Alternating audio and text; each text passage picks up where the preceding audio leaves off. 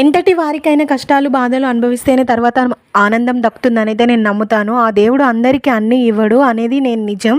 తినడానికి తిండి లేకుండా బాధపడేవారు కొందరైతే, అన్నీ ఉండి కూడా తినలేని స్థితిలో మనశ్శాంతి లేకుండా ఉండేవారు మరికొందరు. ఎన్ని కష్టాలు వచ్చినా వాటిని ఎదుర్కొని నిలబడాలి అనే సంకల్పంతో బ్రతుకుతున్నాం మేము. మమ్మల్ని చూసి ఓర్వలేని వాళ్ళు కొందరైతే, మా పిల్లల్ని చూసి ఓర్వలేని వాళ్ళు మరికొందరు. వజ్రం లాంటి 2 పిల్లల్ని ఇచ్చిండు ఆ దేవుడు అని మేము ఎన్ని కష్టాలు పడైనా సరే మా పిల్లల్ని పోషించుకుంటున్నాము. మాకు ఎవ్వరు ఏం పెట్టట్లేదు.